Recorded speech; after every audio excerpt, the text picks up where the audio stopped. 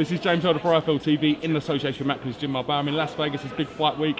With me, I've got British broadcasting legend and the man that's been covering boxing longer than I've been alive, Jeff Powell. How are you, Jeff? Old. How are you finding fight week? Yes, good, but obviously it's interesting for a different reason because it's extremely quiet for a Mayweather fight. The public have not bought into Andre Berto as the opponent, and they've not bought into Floyd's farewell gala. They think he's going to box on. We've also had the shadow of the furor over the drugs, whether or not he was behaving properly with his injection. And I think there's a downturn for him in this fight. Certainly, if it is his farewell, it's not going to be the grand occasion that most legends enjoy. It's not going to be goodbye Frank Sinatra the way it's going. But that said, it'll be interesting to see how things go for him. It's going to be interesting to see if he wants to carry on. There's no telling with him, as he's often wont to say, I'm a human being and I'm entitled to change my mind. Yeah, I said we've seen this before where he's gone into semi-retirement only to then, as I said, as a human being, change his mind. Do you think he's capable of retiring and just calling it a day, or is he always going to have in the back of his mind that one more, that big payday, etc.? The question is whether or not things are anticlimactic for him after fighting Pacquiao and beating him. Whether he can get himself up for it. Physically, it's not a problem. He keeps himself in fantastic condition.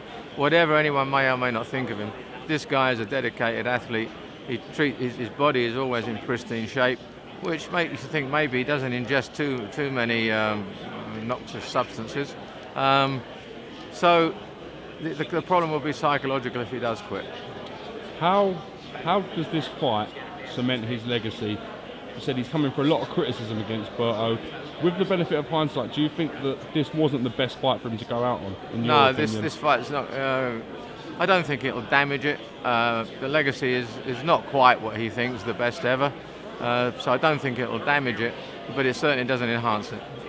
If you look at a lot of the fighters, great fighters of the past, when they've suffered defeats, it's probably where they've gone on too long and should have possibly hung up the gloves a little bit before. Looking at the likes of Joe Calzaghe, who did hang up at the right time, do you think that's the way Floyd Mayweather should go, in your opinion? Defeats can also be the hallmark of a man's career. I mean, Muhammad Ali is among those who came back from defeats and achieved marvellous feats. Maybe if he suffered a freak loss here, got cut, it was an accidental defeat, then he'd feel he's got to come back, then he's got something to prove. He'd probably fight somebody a lot better, and it might galvanise him for another sort of autumn of his career. If this is the usual comfortable, unanimous points victory, I don't know what quite the motivation will be for him to carry on. I mean, also on the card, Hammersmith's very own George Groves, third time of asking, challenges to become WBC World Champion against Badou Jack. Bookies make him slight favourite. What do you make him? Do you make him favourite coming into this? I watched Badou Jack's fight against Anthony Durrell to win the title. It was awful. This was two plodding, laborious guys. Maybe they both had an off night. Durrell had more of an off night than Badou Jack did. But on the evidence of that fight, which is the most recent form that we've got, George is going to win his world title at last. This is, in my estimation, a far easier task than taking on Carl Froch. In your expert opinion, would you say this is George Groves' best chance of becoming a world champion? Well, certainly best chance so far. And if he doesn't win this time, it's going to be difficult to see that he'll get another shot very quickly. The WBC have been good with him and they've made him the mandatory. I don't think Badou Jack would have taken it if he wasn't. And he's had the favours 3 times, twice with Carl and now with this guy, where he's been made mandatory. They can't keep on doing that for him, and he'd have to go and fight 2 or 3 other top quality fighters next time in order to come back to his position. So it's a bit like Andy Murray got his Wimbledon title. Looks like he got it just in time. George had better do the business here. I mean, hypothetically, if George Groves does win, there's so many monster fights, both domestically and on the world scene in the super middleweight division. The likes of that unification fight with James DeGale. Yes. Do you think he would be kind of silly to let himself think about them kind of moments at this present time? Well, never look past the immediate opponent and the immediate fight, because if you take your eye off the ball, you can get beat. But I don't think he will. He's got himself in shape earlier. He's talked about how You know, in the past he's left taking the last few pounds off too late, and it's sometimes weakened him.